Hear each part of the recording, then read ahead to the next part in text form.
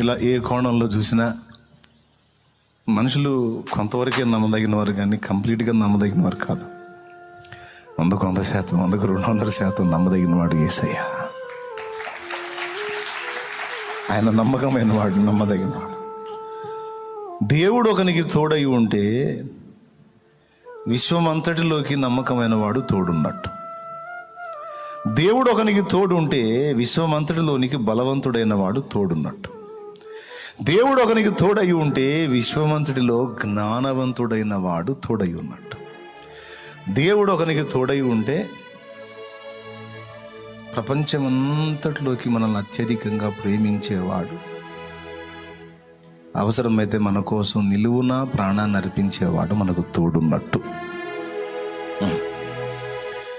ఇక నువ్వు ఎన్ని చెప్పుకుంటావో చెప్పుకు, అన్నిటికీ ఆయన అర్హుడు. ఆయన ఒక్కడే సమానం, సరిపోయినవాడు. ఇక ఎవరిని ఆయనతో ఈక్వల్ చేయలేమో, సమానం చేయలేమో, సాటి చేయలేమో. ఆయన ఒక్కడే. ఇంత గొప్ప దేవుడు మనకు తోడు ఉంటే ఇంకా కావాల్సిందే ఉంది. దేవుడు మన పక్షమందుండగా మనకు విరోధి ఎవడు? రోమాపత్రిక 8:29 చదువు తల్లి. ఇట్లుండగా ఏమందుము? దేవుడు మన పక్షముగా నుండగా మనకి విరోధి ఎవడు? పక్షముననున్నాడు అన్నా, మనకు తోడై ఉన్నాడన్నా ఒకటే. దేవుడు మన పక్షం వహించాడు, మనకు తోడుగా ఉన్నాడు, మనకు ముందుగా ఉన్నాడు. ఇప్పుడు దేవుడు తోడై ఉంటే ఇంత ఉన్నట్టు మనకి ఏమున్నట్టు? ఒక బలవంతుడు, జ్ఞానవంతుడు, ప్రేమ కలిగిన వాడు, నమ్మకస్తుడు మనకు తోడై ఉన్నట్టు. ఎంతటి దాన్నైనా ఎదిరించగల శక్తివంతుడు. మళ్ళీ కొద్ది గొప్ప శక్తి కాదు, దేన్నైనా. ఇంకా మనకు కావాల్సింది ఏంది చెప్పండి? ఏం కావాలి మీకు? ఏది కావాలన్నా చాలింది వాడు కదా. ఆ ఒక్కడుంటే చాలదు. నాకు ఆయన ఒక్కడుంటే చాలన్నా అన్నోళ్ళు చేతులు ఎత్తండి. నాకు చాలన్నా, ఆయనే చాలు నాకు. రైట్. ఇప్పుడు ఆయన మనకు తోడై ఉండాలి, మన పక్షము వహించాలంటే మనం ఏం చేయాలి? ఫస్ట్ దేవుడు తోడై ఉంటే అసలు దేవుడు ఏంది, ఎవరు తోడై ఉన్నట్టు మనకి అనేది తెలుసుకున్నాం. ఇప్పుడు దేవుడు మనకు తోడై ఉండాలంటే మనం ఎలా ఉంటే మనకు తోడై ఉంటాడు, మనం ఎలా ఉంటే మన పక్షం వహిస్తాడు. అంటే లోకములో 2 నాయకత్వాలు ఉన్నాయి. ఒకటి దేవుని నాయకత్వం, 2 సైతాను నాయకత్వం. ప్రతి మనుషుడు ఈ 2 నాయకత్వాల్లో ఏదో ఒక నాయకత్వం కింద ఉన్నాడు. నేను అసలు ఏ నాయకత్వం కింద లేను అనే నరుడే లేడు. ఒకవేళ అలా ఎవరన్నా అంటే తను మోసం చేసుకుంటున్నాడు. ప్రతి మానవుడు ఉంటే దేవుని నాయకత్వం కిందన్నా ఉన్నాడు లేదా? దేవ వ్యతిరేకి సాతాను నాయకత్వంలోనన్నా ఉన్నాడు. దేవుడు ఎవరి పక్షం వహిస్తాడు అంటే దేవుని పక్షము ఎవరు వహించారో వారి పక్షంగా దేవుడు వహిస్తాడండి. దేవుడు ఎవరిని ఘనపరుస్తాడంటే దేవుని ఘనతను ఎవడు అపేక్షించాడో వాని ఘనతను దేవుడు లక్ష్య పెడతాడు. దేవుడు ఎవరిని ఇష్టపడతాడంటే దేవుని ఎవరు ఇష్టపడతారో వారిని దేవుడు ఇష్టపడతాడు. దేవుడిని ఇష్టపడని వాళ్ళని కూడా దేవుడు ఇష్టపడ్డాడు. అయినా వాళ్ళ అవిశ్వాసము చేత త్రోసివేసినందున వాళ్ళు దూరస్తులు అయిపోయారు అనుకోండి. శత్రువులనే ఇష్టపడ్డవాడు ఇక ఆయనను అమితంగా ప్రేమించేవారిని మరి నిశ్చయముగా ఇష్టపడును కదా, వారి పక్షం వహించును కదా, వారికి తోడై ఉండును కదా. నువ్వు దేవుని పక్షం వహిస్తే నీ పక్షాన దేవుడు ఉన్నట్టు. నువ్వు దేవుని పక్కన పెట్టి సాతాను పక్షానికి వెళ్ళావనుకో, దేవుని సాన్నిహిత్యాన్ని కోల్పోయి వాడి దుష్టత్వంలోకి వెళ్ళిపోతాం. అందుకే దేవుడు నీకు సపోర్టుగా నిలిచి ఉండాలంటే నీవు దేవుని పక్షము ఎల్లప్పుడూ వహించాలి, సత్యం పక్షాన నిలవాలి, దేవుని సైన్యములో నిలవాలి, దేవుని సంఘములో నిలవాలి. దేవుని సహవాసాన్ని అపేక్షించి ఆయన సహచర్యంలో నిలవాలి. యోసేపు దగ్గర అది కనపడిద్ది మనకి. యోసేపుకి వాళ్ళ నాన్న చెప్పినట్టున్నాడు దేవుని గురించి, దేవుడంటే పిచ్చి. ఎంత ఇష్టమో దేవుడంటే. దేవునికి నచ్చని చర్యలు చేయకూడదు, ఇది తీర్మానం. ఎక్కడ కూడా ఆయనకు దుఃఖం కలిగించే విధంగా నేను ప్రవర్తించకూడదు, నా వాళ్ళు కూడా ప్రవర్తించకూడదు. అది యోసేపు యొక్క ఆసక్తి దేవుని విషయంలో. యోసేపు వాళ్ళ అన్నలకి శత్రువు ఎందుకు అయ్యాడో తెలుసా? వాళ్ళ క్షేమాన్ని కోరుకున్నందుకు శత్రువు అయ్యాడు. ఏంటో తెలుసా? వాళ్ళు పొలాల్లో చేసే తప్పుడు పనులు, తప్పుడు మాటలు, తప్పుడు క్రియలన్నీ వాళ్ళు దేవునికి దూరం అవడానికి కారణమవుతాయి.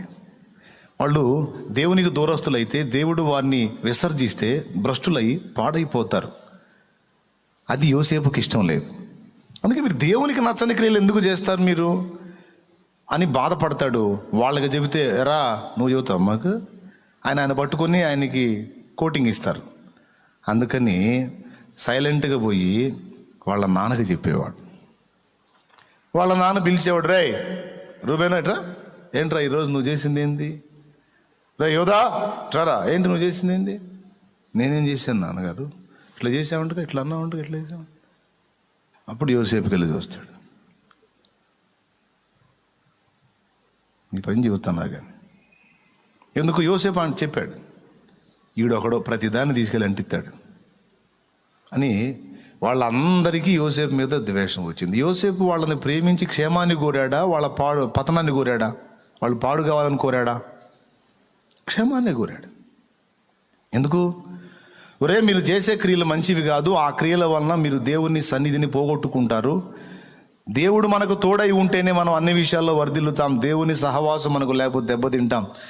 కాబట్టి మీరు ఆయనకు దుఃఖం కలిగించే చర్యలు చేయొద్దు అనేది ఈయన బాధ.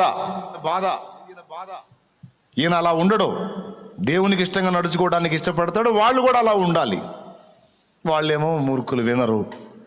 అందుకని వాళ్ళ నాన్న చేత వార్నింగ్లు ఇప్పించేవాడు, వాళ్ళేమో అసూయ పెట్టుకున్నారు. యోసేపుకి ఇష్టం దేవుడు అంటే. వాళ్ళ నాన్న ఒక ప్రపంచం, దేవుడు ఒక ప్రపంచం. ఈ రెండే యోసేపు ప్రపంచాలు. దేవునికి మహిమ. ఎందుకు యోసేపుకు దేవుడు అంత ఇష్టమయ్యాడంటే తన తండ్రి అయిన యాకోబు దేవుణ్ణి ప్రేమించుచున్న తీరు గుర్తుపట్టాడు. ఆయన్ని ప్రేమించడంలో తండ్రిని మించిపోయాడు. మాకు దేవుడు తోడై ఉన్నాడు. ఎప్పుడూ దేవునికి దుఃఖం కలిగించే పని నా ద్వారా జరగకూడదు. నా వల్ల ఆయన దుఃఖపడితే నన్ను విడిచి వెళ్ళిపోతాడు. కాబట్టి నేను ఆయన్ని పోగొట్టుకోకూడదు. ఆయన మాకు తోడై ఉంటే ఇక మాకు ఈ లోకంలో ఎదురేమీ ఉండదు. ఏదైనా కానీ ఆయన ఉండాలా, ఆయన కావాలా. ఇది యోసేపు హృదయ వాంఛ. దేవునికి మహిమ. మీరు గమనిస్తే యోసేపు లైఫ్ మొత్తం మీరు చూడండి, దేవునికి వ్యతిరేకంగా తప్పు చేసేటువంటి పరిస్థితులు వచ్చినా తప్పించుకొని పారిపోయాడు తప్ప, ఆ దేవుడు ఫీల్ అయితే ఇప్పుడు మనకు వచ్చిన నష్టం ఏముందిలేని బరి తెగించి నీచానికి దిగజాలా.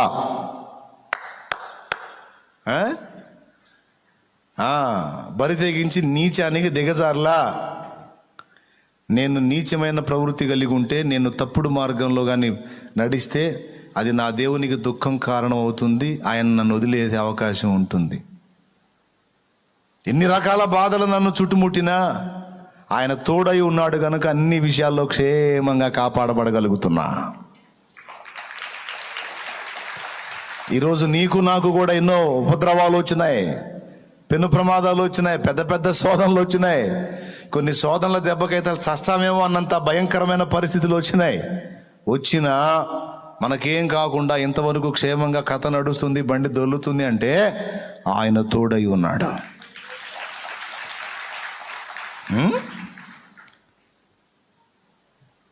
యోసేపు గుర్తుపట్టాడు, నాకు ఆయన తోడై ఉన్నందున ఈ భయంకర పరిస్థితులన్నింటిలో నుంచి కాపాడబడ్డాను. ఇప్పుడు క్షణికమైన ఆనందానికి కక్కుర్తిపడి నేను నీచానికి దిగజారితే దానివల్ల నా దేవుడు దుఃఖపడతాడు, ఆయన సన్నిధిని పోగొట్టుకుంటాను. కాబట్టి నాకు ఈ అల్పకాల భోగం కంటే కూడా నా దేవుని సన్నిధి విలువైంది అని ఆయన కోసం యవనస్తుడై ఉండి తప్పటడుగు వేసి 100 కారణాలు చెప్పొచ్చు దేవుడికి. దేవా, ఆ కారణం చేత తేడాపడ్డాను, ఈ కారణం చేత శోధించబడ్డాను, అది ఇదని సోది చెప్పొచ్చు దేవుడికి. హలో, చెప్పాడా? ఏదో చెప్దాంలే అని మెత్తబడ్డా? జంపు, పారిపోయాడు. ఎక్కడా కూడా ఆయన అడుగుల్లో జారిన అనుభవాలు కనపడవు మనకి. క్లియర్గా రాసుంది, యెహోవా యోసేపుకు తోడై ఉన్నాడని. యెహోవా దావీదుకు తోడై ఉన్నాడని ఉంది. దావీదు అడుగులు కూడా దేవుని చిత్తానుసారంగా వేసుకుంటూ వెళ్ళాడు. ఎక్కడ కూడా ఆయనకి ఎదురు రాకూడదు, ఆయనకు దుఃఖ పెట్టకూడదు, ఆయన అభ్యంతర పెట్టకూడదు, నా చర్యల వల్ల ఆయన బాధపడకూడదు. దావీదు, అబ్రహాము, యోసేపు, మీరు భక్తులందరి జీవితాలు చూడండి. ఎదుటి వ్యక్తులు ఫీల్ అయినా వాళ్ళు లక్ష్య పెట్టలేదు, కానీ దేవుడు ఫీల్ అవ్వకూడదని మాత్రం గట్టిగా తీర్మానించుకున్నారు. దేవునికి మహిమ. కొంతమంది మనుషులు ఫీల్ అవుతారని దేవుడు ఫీల్ అయినా పర్వాలేదని మెత్తపడుతుంటారు కొన్ని విషయాల్లో, కానీ భక్తులు అట్లా కాదు, ఏడిశారు. వాళ్ళు ఏదో అనుకుంటారని వాళ్ళ కోసం నేను ఎందుకు వెనకడుగు వేయాలి? వాళ్ళు ఏమనుకున్నా నాకు అనవసరం. నన్ను బట్టి, నా క్రియలను బట్టి, నా జీవితాన్ని బట్టి నా దేవుడు ఫీల్ కాకూడదు, అది నేను జాగ్రత్తగా చూసుకోవాలి. ఇది వాళ్ళ తీర్మానం. దానికోసం వాళ్ళు ఎంత మూల్యం చెల్లించడానికైనా ఇష్టపడ్డారు, ఎవరిని పోగొట్టుకోవటానికైనా సిద్ధపడ్డారు.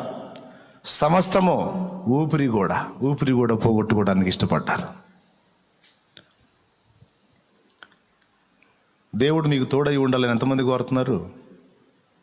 బలవంతుడు, జ్ఞానవంతుడు, ప్రేమ కలిగిన వాడు, నమ్మకమైన వాడు, అన్నీ తెలిసిన వాడు, సర్వజ్ఞుడు, అన్ని చోట్ల ఉండగలిగిన వాడు, సర్వాంతర్యామి, అన్నిటికీ సమర్థుడు, శాశ్వతాన్ని ఇవ్వగలిగిన వాడు, ఇంత గొప్పవాడు నీకు తోడై ఉండాలని నువ్వు నిజంగా కోరుతున్నావా? కోరితే చేయొచ్చు. అవును, నాకు కావాలి ఆయన, రైట్. ఆయన నీకు తోడై కోరితే, భక్తుల గురించి ఎవరెవరికి తోడై ఉన్నాడని రాస్తుందో వాళ్ళ జీవితాలు చదువు. వారు దేవుని పక్షం వహించి దేవునికి ఆయాసం కలిగించకుండా అడుగులు వేయటానికి ఇష్టపడ్డారు. దేవునికి సంతోషం కలిగించడానికి నిరంతరం కృషి చేశారు. నీకోసం నేను ఏం చేయమంటావు? దావీదు అంటే, నా కోసం కాదు తండ్రి, నేను నీకోసం ఏం చేయమంటావు? నువ్వు నేనేం చేస్తే సంతోషపడతావు? యేసయ్యా, నీకోసం నేనేం చేయమంటావు కుమారుడు అంటే, తండ్రి నీ కొరకు నేనేం చేయమంటావు? నీ చిత్తమే జరగాలి. యోసేపు, నా కోసం ఇది చేయి అది చేయగా, దేవా నీ చిత్తమే నాలో జరగని.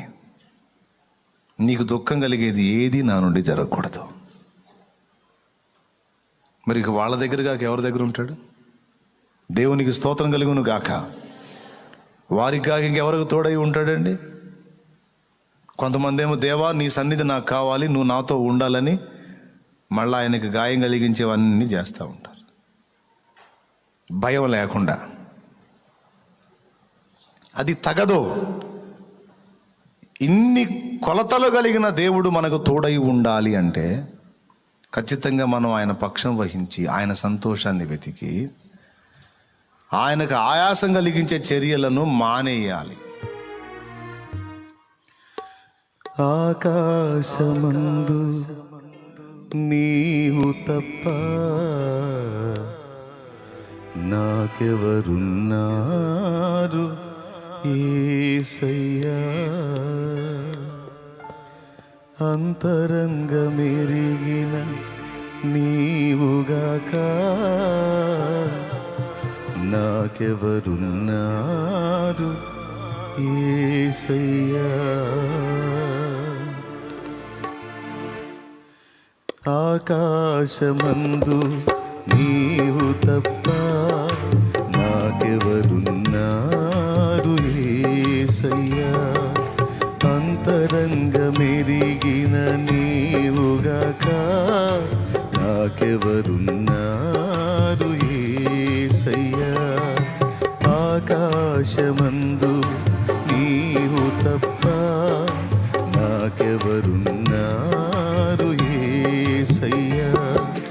అంతరంగమెరిగిన నీవుగాక నాకెవరున్నారు యేసయ్యా. అయ్యా అయ్యా నా యేసయ్యా, అయ్యా అయ్యా నా యేసయ్యా, అయ్యా అయ్యా నా యేసయ్యా, అయ్యా అయ్యా నా యేసయ్యా. ఆకాశమందు నీవు తప్ప నాకెవరున్నారు యేసయ్యా. అంతరంగమెరిగిన నీవుగాక నాకెవరున్నారు యేసయ్యా.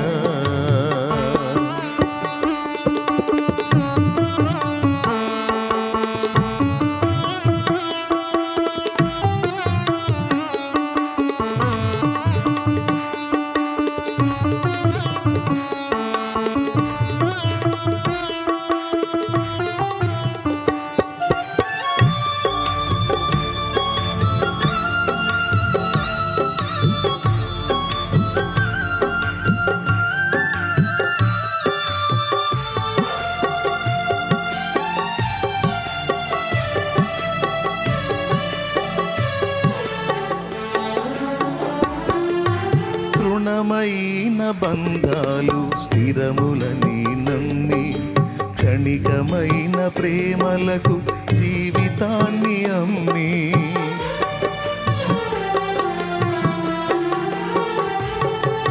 తృణమైన బంధాలు స్థిరములని నమ్మి క్షణికమైన ప్రేమలకు జీవితాన్ని అమ్మి మోసపోతిని మూడునైతిని, మోసపోతిని మూడునైతిని. విరిగి నలిగి నీ దరి చేరితిని, విరిగి నలిగి నీ దరి చేరితిని. అయ్యా అయ్యా నా యేసయ్యా, అయ్యా అయ్యా నా యేసయ్యా, అయ్యా అయ్యా నా యేసయ్యా, అయ్యా అయ్యా నా యేసయ్యా. ఆకాశమందు నీవు తప్ప నాకెవరున్నారు యేసయ్యా.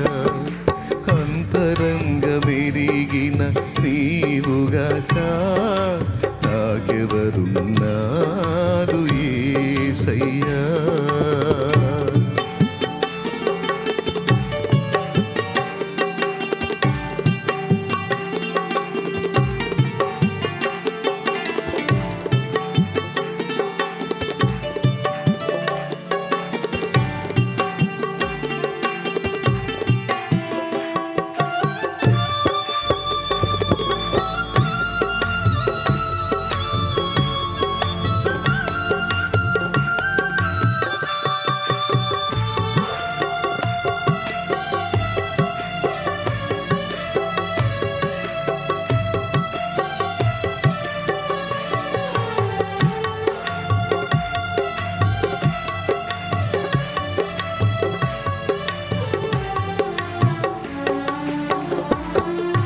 నమ్ముట నీ వలనైతే సమస్తము సాధ్యమని నన్ను నమ్ము వారికి సిగ్గు కలుగ నేరదని.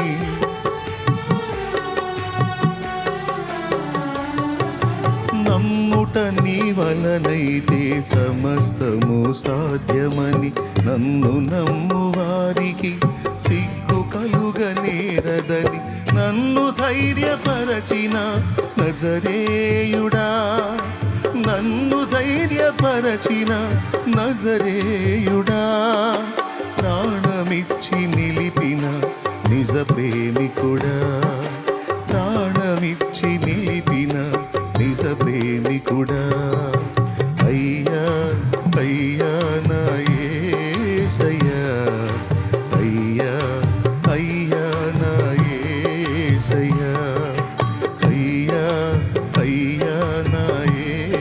యేసయ్యా అయ్యా అయ్యా నా యేసయ్యా ఆకాశమందు నీవు తప్ప నాకెవరున్నారు యేసయ్యా అంతరంగమెరిగిన నీవుగాక నాకెవరున్నారు యేసయ్యా ఆకాశమందు నీవు తప్ప నాకెవరున్నారు యేసయ్యా